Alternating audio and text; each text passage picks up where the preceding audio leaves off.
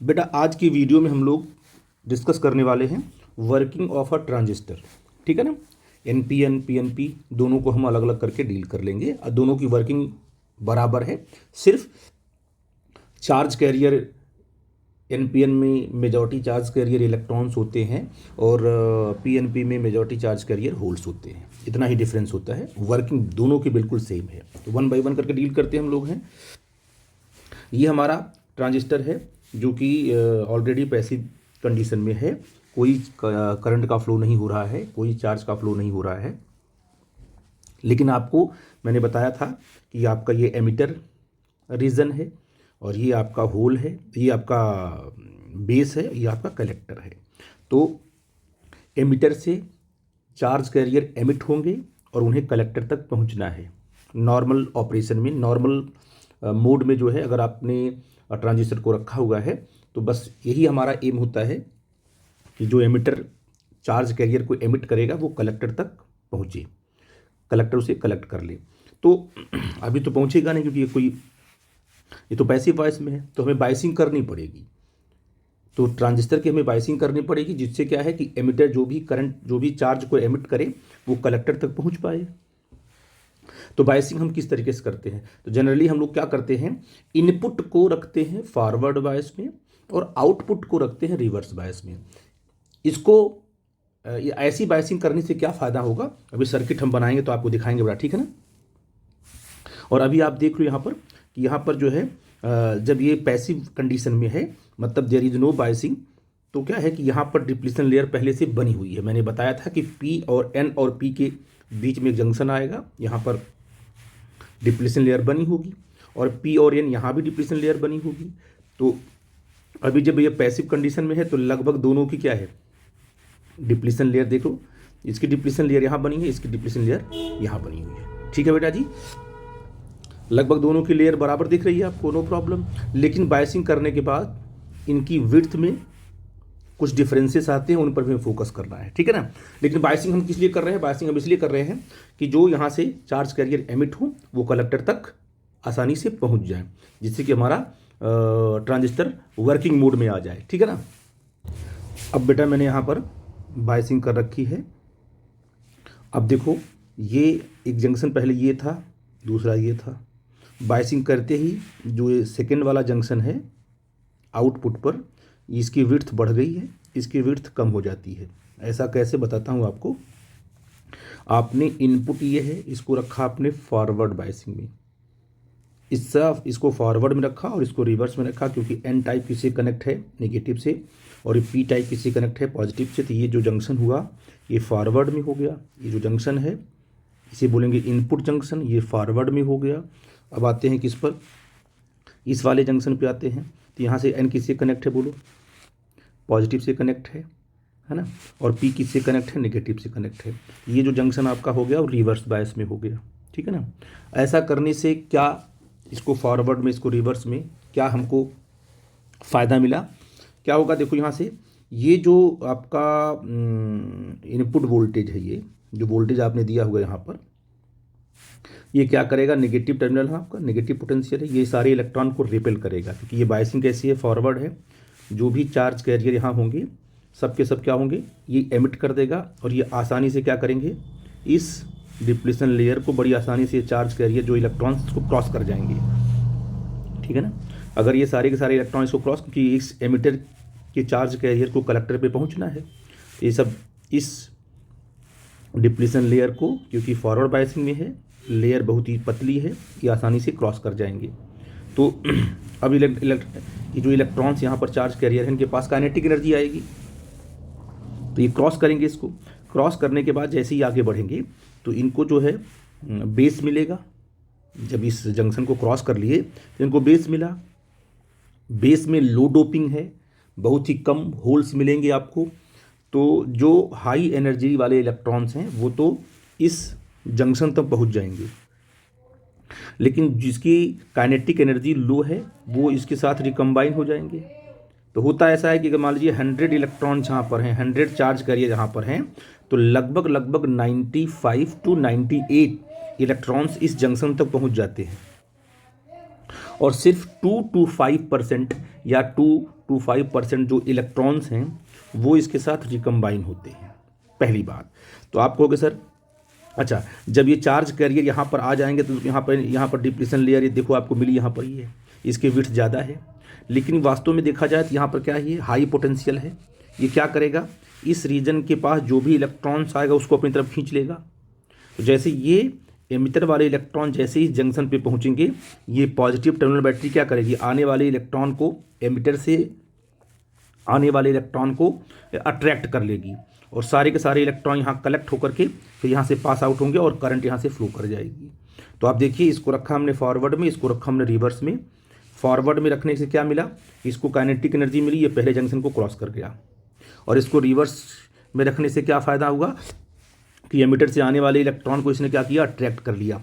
तो आप समझो कि जो आउटपुट वोल्टेज है वो एमिटर से आने वाले चार्ज कैरियर को अट्रैक्ट करता है, अपनी तरफ खींचता है। इस बात को याद रखो, क्योंकि हम जब ग्राफ ड्रॉ करेंगे, कैरेक्टरिस्टिक्स पढ़ाएंगे, तो इसकी बड़ी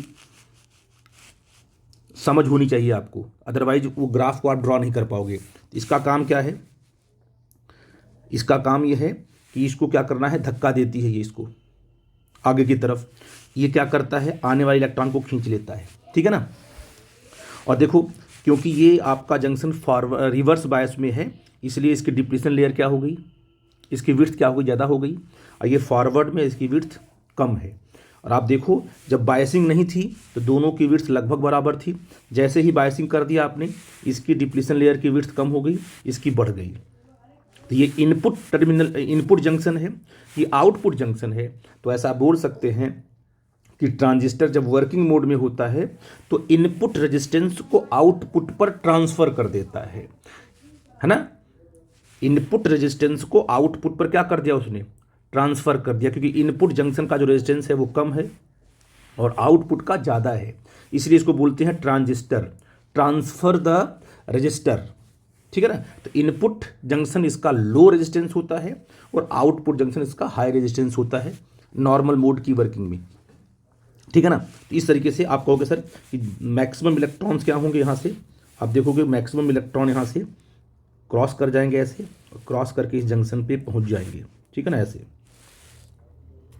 और इस तरीके से जो भी इलेक्ट्रॉन्स यहाँ पहुँचेंगे उसको ये खींच लेगा अपनी तरफ, तो करंट फ्लो कर जाएगी, ठीक है ना।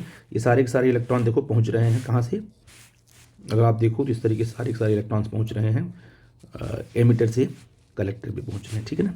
लेकिन कुछ इलेक्ट्रॉन जिनकी काइनेटिक एनर्जी थोड़ी कम होगी, क्योंकि बीच में आपका होल है, तो वो क्या करेंगे, वो कंबाइन हो सकते हैं होल से, ठीक है ना।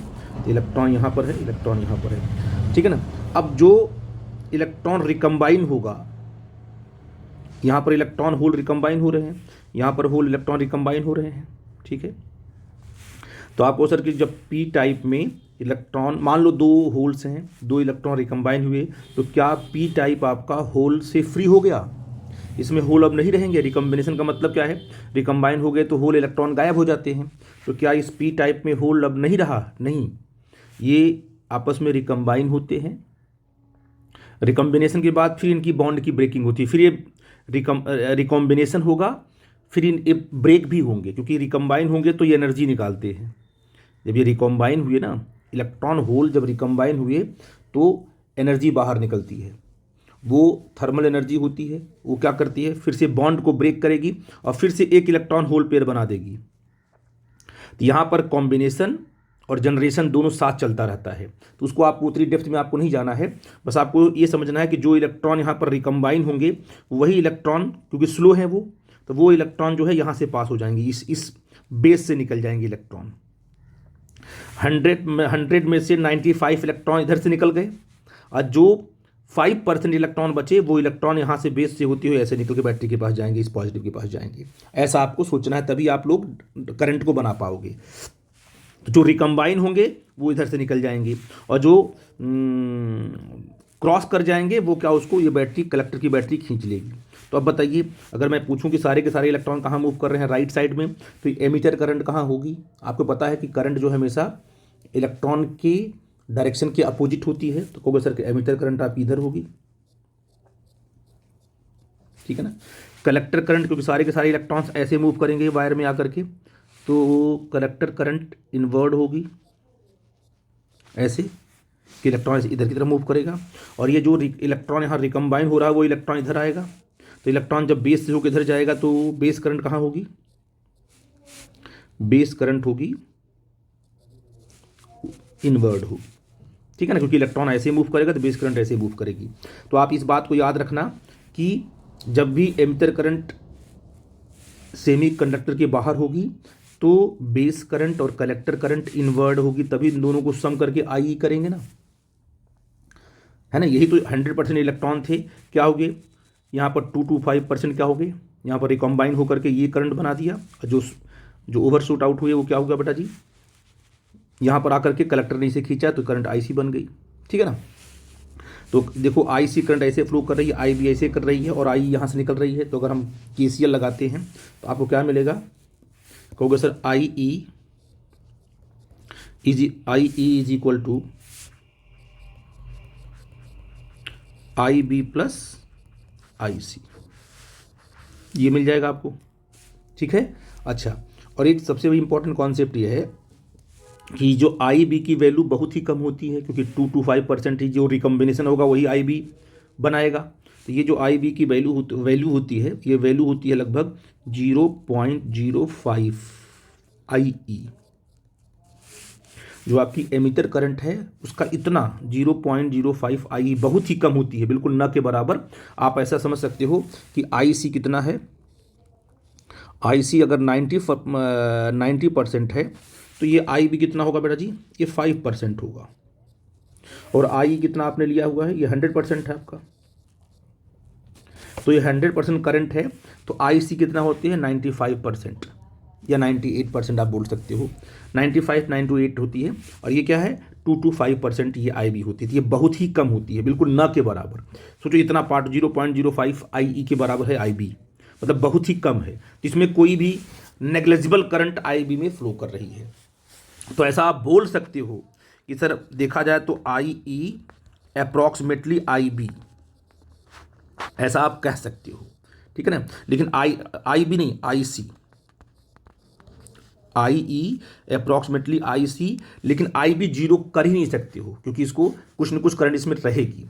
तो ऐसा ये इक्वेशन, मेन इक्वेशन आपका ये, इसको लेके चलोगे तो आप हमसे पूछ सकते हो सर कि जब आई बी में कोई करंट ही बहुत न के बराबर करंट अगर फ्लो कर रही है तो आप आई बी वाली सर्किट को आप तोड़ दो, इस सर्किट को आप हटा दो भाई, इसमें जो कोई करंट ही नहीं फ्लो कर रही है, इतना कम करंट फ्लो कर रही है, इस सर्किट का क्या काम। तो बताता हूँ इसकी क्या इंपॉर्टेंस है। अगर इसको आपने क्या किया, ऐसे ब्रेक कर दिया, तो जब आप इसको ब्रेक कर दोगे तो क्या होगा, ये जो जंक्शन आपका इनपुट अप वो फॉरवर्ड नहीं रहा, ये इनपुट जंक्शन आपका फॉरवर्ड रहा ही नहीं ना, क्योंकि ये क्या कर रहा है, ये जब वायर से जोड़ रहे हो तभी तो ये कंडीशन हो रही है फॉरवर्ड बायसिंग की। तो वास्तव में ये जो बेस सर्किट है ये जो है इनपुट जंक्शन को फॉरवर्ड बायसिंग प्रोवाइड कर रही है। इसका मतलब कि इनपुट पर जो कंडक्टिविटी है तभी ये चार्ज कैरियर तभी इधर की तरफ मूव करेंगे जब ये जंक्शन किस में होगा, फॉरवर्ड बायस में होगा, तभी तो आगे बढ़ेंगे बेटा जी। तो आप ये कह सकते हो कि इसको अगर आपने डिसकनेक्ट कर दिया तो यहाँ से एमिटर जो है, एमिटर जो चार्ज कैरियर एमिट ही नहीं होंगे तो कलेक्टर तक पहुँचेंगे ही नहीं, तो आई ई भी जीरो है, आई बी सी भी जीरो हो जाएगा। इसलिए आप कह सकते हो कि ये जो बेस सर्किट है, ये जो बेस करंट है, ये वास्तव में क्या कर रही है, वो एमिटर से कलेक्टर के बीच में कंडक्टिविटी प्रोवाइड कर रही है, जिससे कि आसानी से क्या है, इनपुट फॉरवर्ड में, आउटपुट रिवर्स में, जिससे क्या है, एमिटर चार्ज कैरियर आसानी से कलेक्टर तक पहुंच पाए। इसलिए इसको आप ब्रेक नहीं कर सकते हो। जो आपका स्विच होता है ना, स्विच, उसमें ही इसका यूज करते हैं, इसको ऑन ऑफ करेंगे, इसको तोड़ दोगे तो करंट का फ्लो रुक जाएगा। इसको अगर यहाँ पर की लगा दिया आपने ऐसे, इसको जैसे आप अटैच करोगे करंट का फ्लो स्टार्ट हो जाएगा, एमिटर से कलेक्टर की तरफ करंट फ्लो करने लगेगी। और जैसे क्या करोगे, इसको आपने ब्रेक किया, की को आपने ब्रेक किया तो एमिटर से कलेक्टर तक की करंट क्या है, स्टॉप हो जाएगी। ये पूरा का पूरा ट्रांजिस्टर जो है स्विच की तरह एक्ट करने लगेगा। इसको पूरा का पूरा आपको पढ़ाना है हमको, अगले टॉपिक में जो एप्लीकेशन पढ़ाएंगे अब। तो आई थिंक समझ गए कि आई ई क्या है, आई बी क्या है और आई सी क्या है। तो ये तो एन पी एन था। अब बिल्कुल आप वही काम क्या कर सकते हो, पी एन पी के लिए कर सकते हो। कैसे? और यहाँ बैटरी जो लगाते हो एमिटर पे उसका नाम देते हो वी ई ई, ये बैटरी का नाम है, वी अप्लाइड बैटरी जो है। यहाँ पर जो कलेक्टर पे लगाया है वो वी सी सी है, बेस तो आपका कॉमन है, ठीक है बेटा जी, इसको आप कनेक्ट कर देते हो, ये कॉमन है। वैसे यहाँ पर बैटरी क्या होगी, वी ई ई होगी, यहाँ क्या होगी, वी सी सी होगी, ठीक है ना। सारे मैकेनिज्म वही होंगे, बस यहाँ पर देखो, यहाँ पर क्या होगा, यहाँ पर जो है कि ये पॉजिटिव है तो क्या करेगा, पी में मेजॉरिटी चार्ज करियर क्या है, होल्स हैं, इनको कहाँ पहुँचना है बोलो, कलेक्टर पर। ये पॉजिटिव क्या करेगा, होल्स को क्या करेगा, होल्स को रिपेल करेगा, और होल्स क्या करेंगे, जंक्शन को क्रॉस करके, कुछ होल्स क्या होंगे ऐसे जंक्शन क्रॉस करके उस पूरा कलेक्टर में पहुंच जाएंगे। कोई दिक्कत की बात तो नहीं बेटा जी, है ना। देखो मैक्सिमम चार्ज करे कहाँ पहुंच गए बोलो, होल्स कहाँ पहुंच गए, कलेक्टर पहुंच गए। और कलेक्टर वाले होल को क्या करेगा, ये निगेटिव बैटरी जो रिवर्स बायस में है वो क्या करेगी, वो होल्स को पुल कर लेगी। जैसे होल्स को पुल करेगी करंट का फ्लो स्टार्ट हो जाएगा। तो आपने कहा अब कुछ इलेक्ट्रॉन यहाँ क्या होंगे, कुछ होल्स क्या होंगे, वो रिकम्बाइन होंगे यहाँ पर, ये होल रिकम। तो जो अब क्या करेगी बैटरी, होल को पुल करेगी। आपको पता है कि होल जिस डायरेक्शन में चलता है उसी डायरेक्शन में करंट फ्लो करती है। तो आई ई करंट कहाँ हो जाएगी, आई ई करंट जो है सेमी कंडक्टर के अंदर चली जाएगी।